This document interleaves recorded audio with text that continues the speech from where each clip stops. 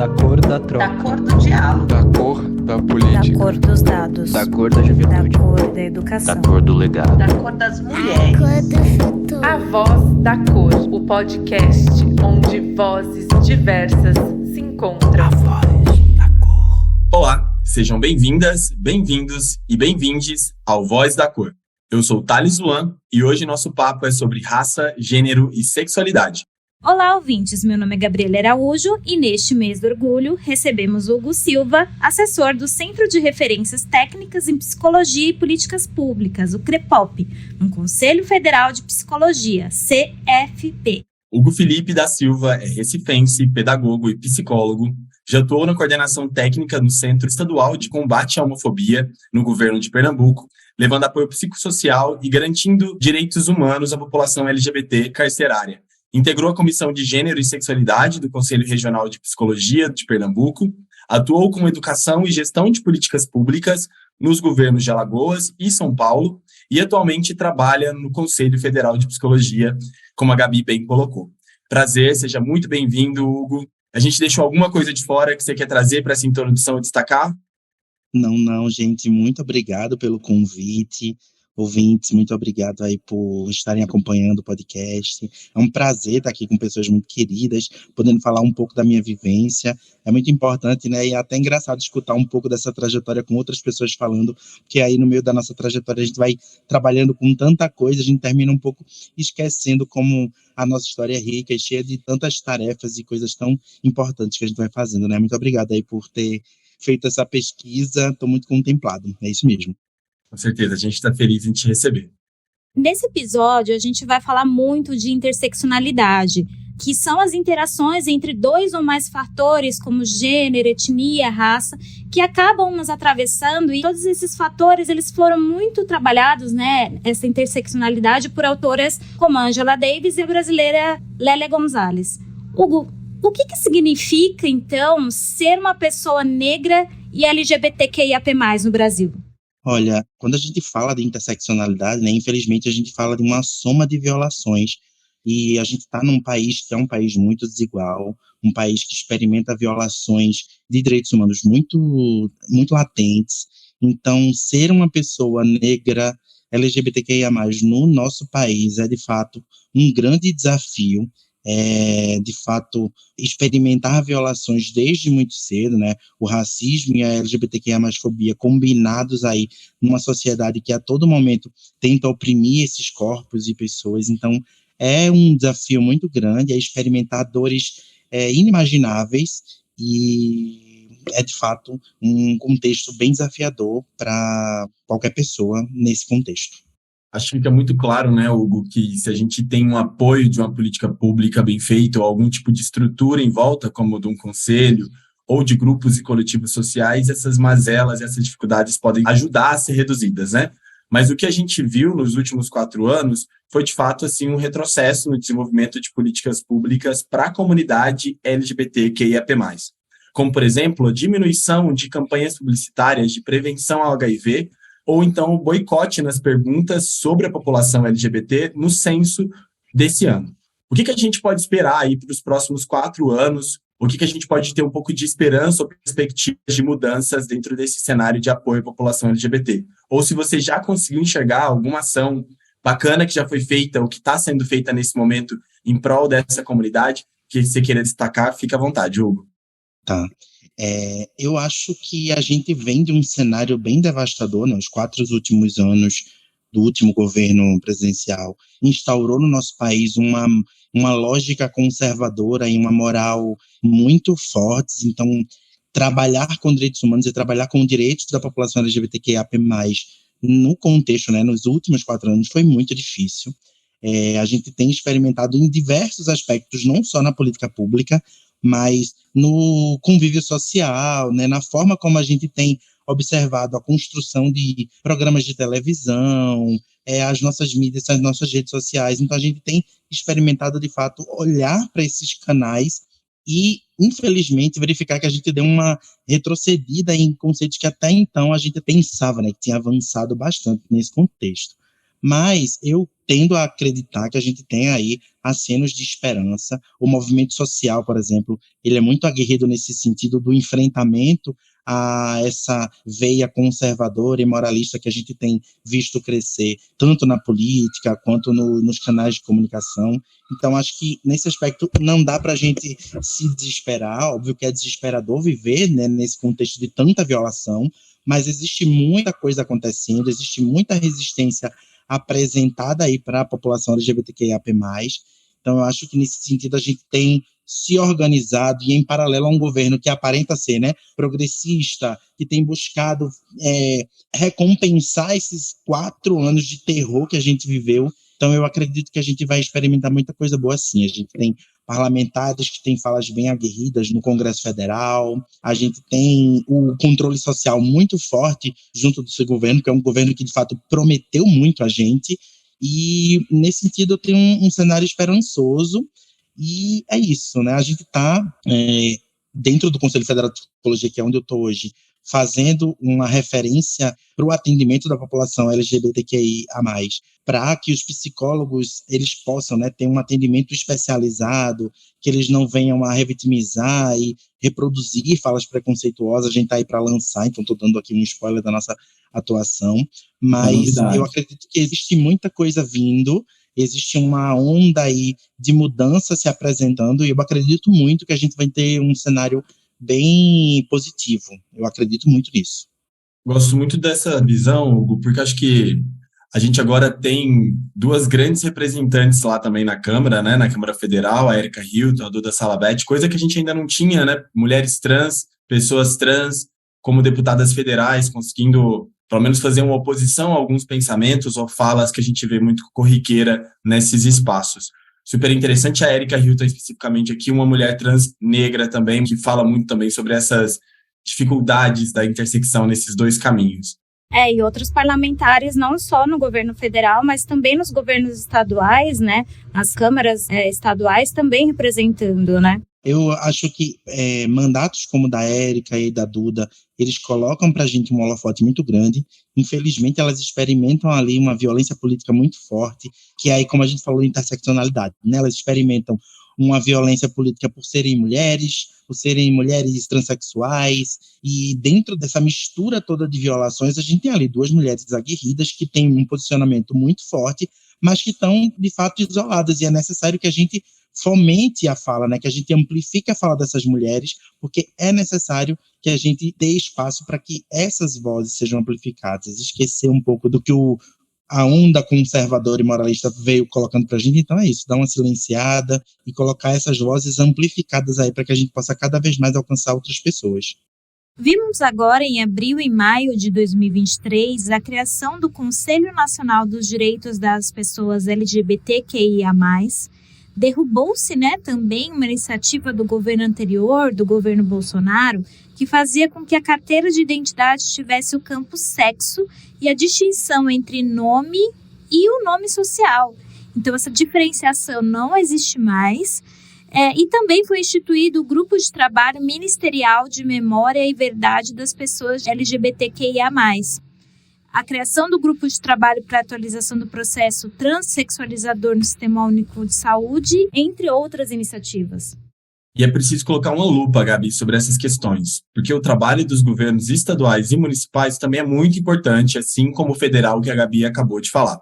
Porque são eles que lá na ponta executam de fato essas políticas públicas e garantem o acesso a esses direitos às pessoas LGBTQIAP+. O nosso entrevistado sabe bem disso, porque ele já trabalhou no governo, e lá no governo de Pernambuco, Alagoas, em São Paulo, ele podia ver um pouco dessas intersecções entre raça e gênero em diferentes contextos. Eu queria que você contasse um pouquinho pra gente, Hugo, como é que é executar essas políticas lá na ponta, assim? Que barreiras que você enfrentava na operacionalização dessas políticas, do que foi desenhado dentro de uma sala e depois você tinha que levar para o campo? O que tinha de diferença, de discrepante? O que você conseguia ter de percepção de barreiras? Tá. A gente, dentro do governo, a gente parte do pressuposto, né, dentro de um serviço de proteção e promoção de direitos humanos para a população LGBTQIA+, de que o Estado ele é um grande violador. Então, entendendo que o Estado ele é um grande violador, é necessário que a gente, primeiro, instrumentalize os nossos servidores, né, quem vai atender a população na ponta, para que eles não sejam violadores, né, revitimizem a população nesse sentido. Então, toda a política pública, quando ela é desenhada para a ponta, né, no Estado e no município, é muito pensando em que a gente precisa se antecipar às violações, que é o que a gente chama de promoção de direitos humanos. E como é que a gente se antecipa, né? A gente faz todo um estudo da política setorial, se existem normativos, né, regulamentações, legislações, para que a gente embase a nossa fala e diga para essas políticas setoriais, olha, a gente tem esse arcabouço de normativos, vocês precisam cumprir, porque a gente está num cenário em que existe um serviço de referência no Estado ou no município, e nesse Estado existe um posicionamento, né, da gestão na proteção dos direitos dessa população.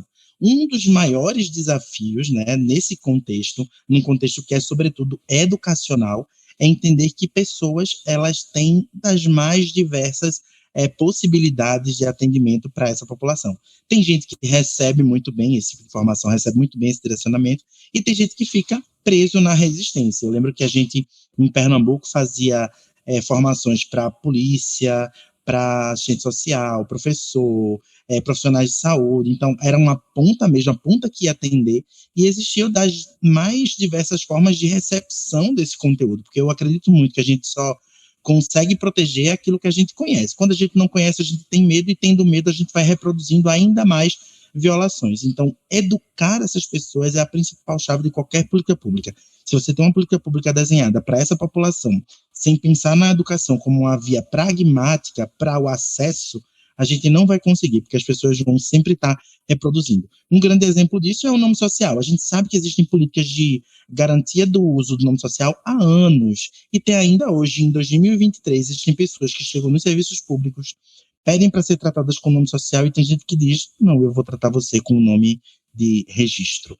Então, existe toda essa dificuldade, né? Acho que essa é uma das grandes dificuldades. Outra grande dificuldade é entender que o governo, tendo essa uniformidade de discurso, entender que muitas vezes, num mesmo governo, numa mesma gestão, a gente vai ter posicionamentos diferentes. Então, eu tinha lá o meu centro de combate à homofobia, lá em Pernambuco, que era localizado na Secretaria de Direitos Humanos.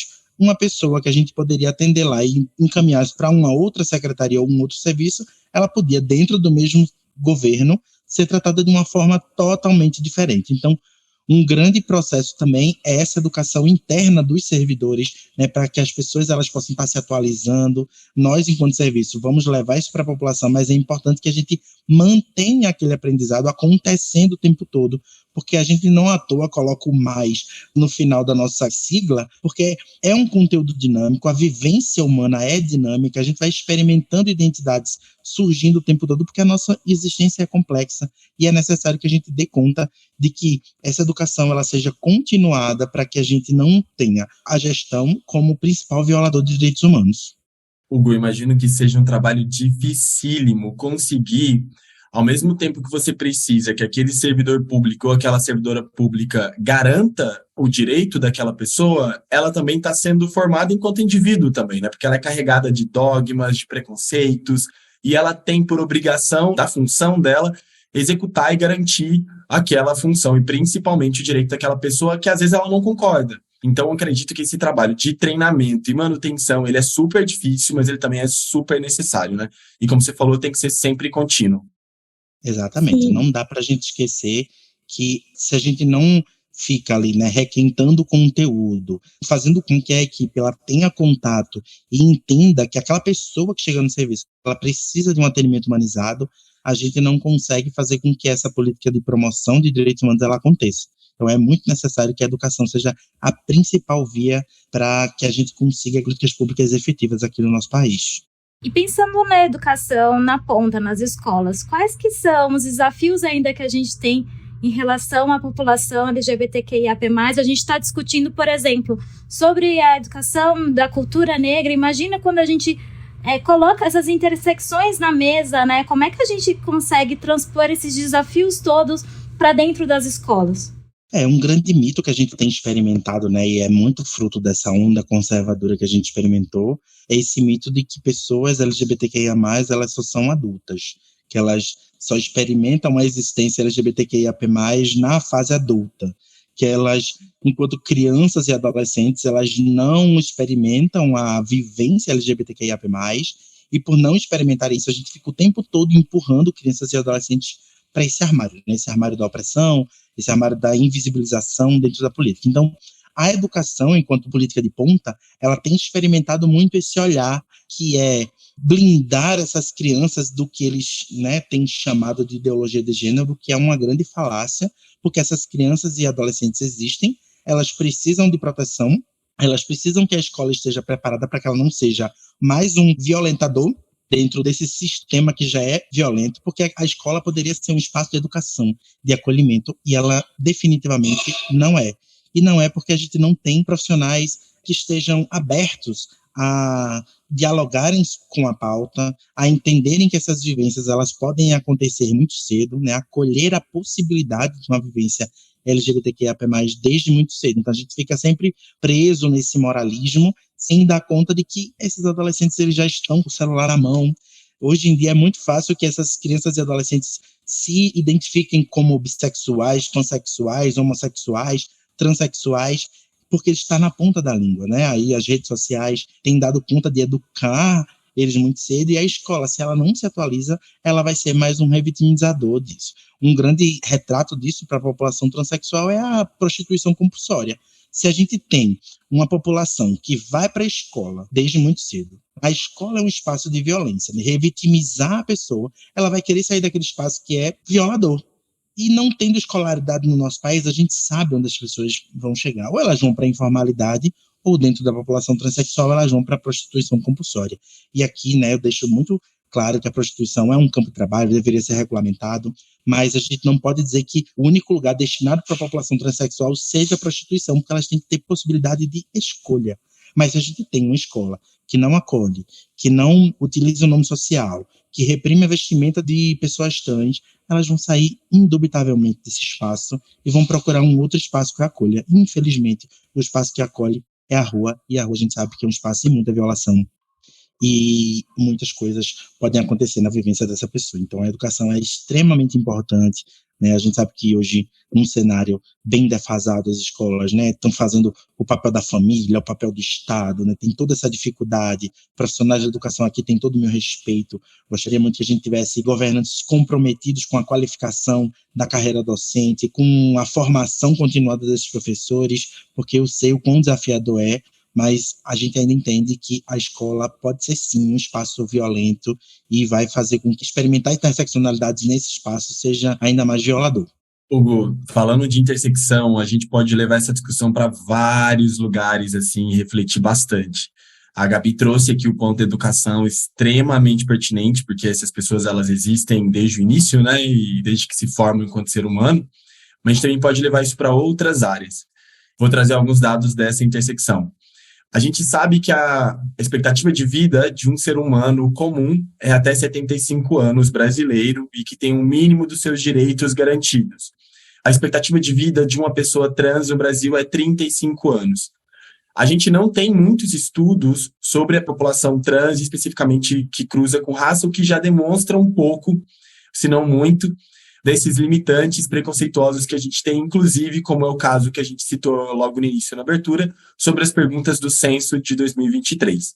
E aí, Hugo, pensando que a cada 10 jovens mortos por homicídios no Brasil, 7 são negros, e que, de acordo com o Anuário Brasileiro de Segurança Pública, mais recente do ano passado, 67% da população carcerária brasileira hoje também é negra, a gente pode inferir que a probabilidade de uma pessoa negra ser presa ou ser assassinada pela polícia ou ser exposta a situações de violência muito antes de outras pessoas brancas, em detrimento de outras pessoas brancas, é muito mais provável. E quando a gente olha para essa pessoa, como você citou agora, que tem a necessidade de uma prostituição compulsória, a possibilidade dela que já vive na rua, que já vive na marginalidade, ela é ainda mais perigosa de ser acometida por qualquer outro tipo dessas violências que eu citei agora há pouco. Você chamou bastante atenção no seu currículo, porque você trabalhou diretamente com isso lá em Pernambuco, né? Você trabalhava com assistência psicossocial para essa população LGBT carcerária, que muitas vezes eram pessoas trans, muitas vezes passavam por outras siglas da nossa bandeira LGBT. Queria te ouvir um pouco de como que era essa experiência. Acho que primeiro enquanto técnico, mas também enquanto indivíduo, porque você também, enquanto uma pessoa negra e LGBT, também era atravessado por essas pautas enquanto você estava lá trabalhando. Queria ouvir um pouco dessas duas perspectivas. Olha, não à toa a gente tem uma população carcerária grande no nosso país, porque a nossa perspectiva, né, sobre a criminalidade é a da punição.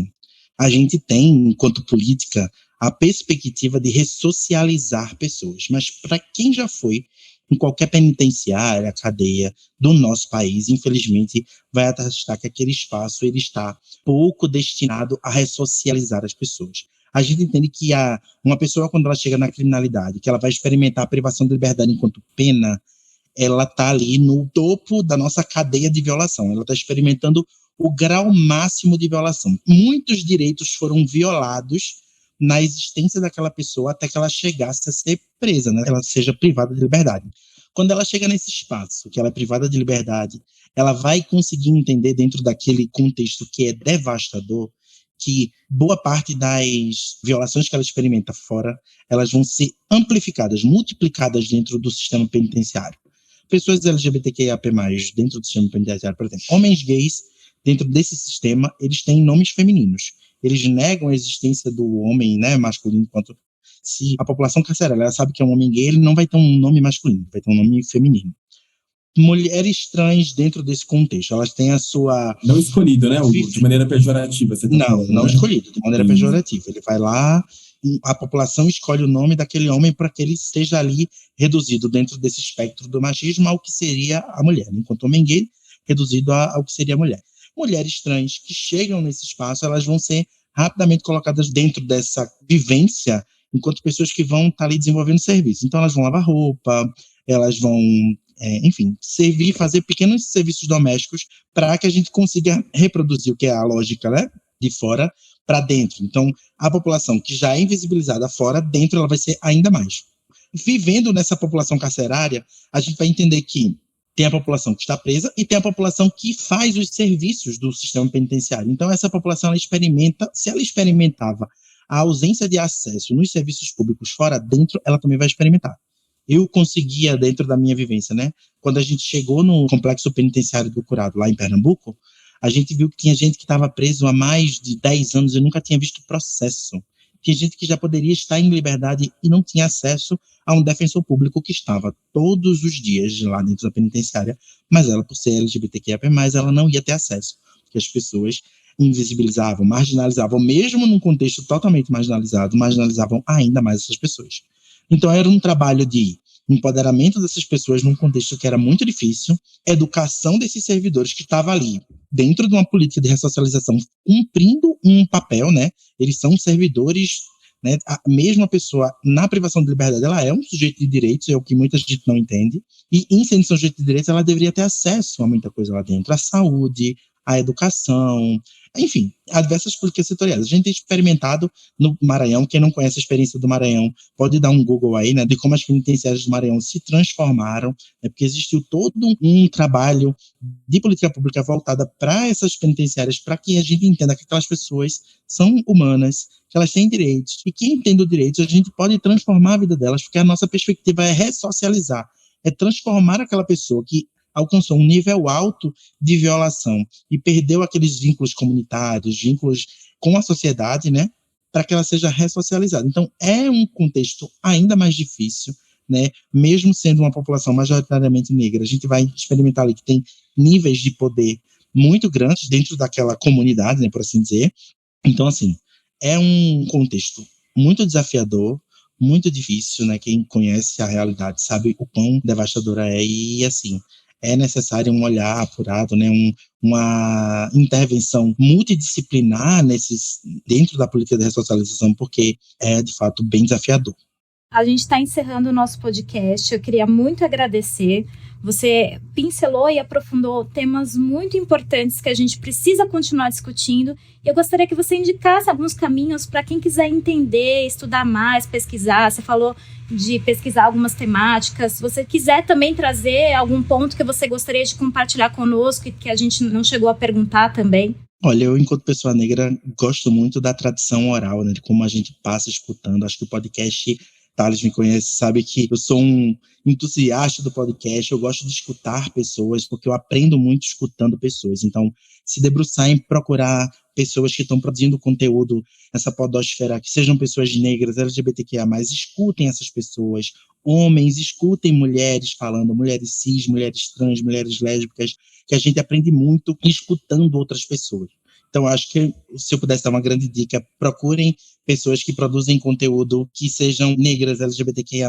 Tem muita gente que a gente pode estar acompanhando, porque eu acredito muito que a educação ela é transformadora. A gente consegue mudar a nossa vivência e mudar o mundo através da educação, e eu acredito muito nessa educação que é passada de pessoa a pessoa. Isso aí, gente. Continuem ouvindo o podcast da Voz da Cor, como o Hugo bem falou. E, Hugo, muitíssimo obrigado pelas trocas e ensinamentos. Este episódio da Voz da Cor fica por aqui. O roteiro foi elaborado pela Juliana Ribeiro, edição de Maísa Giradelo Barbosa e da Toro Áudio. E a apresentação foi minha, Thales Luan, junto com a Gabriela Araújo. E antes de encerrar, deixo o convite para vocês ouvirem todos os outros episódios aqui no Spotify. Até a próxima. Tchau, tchau.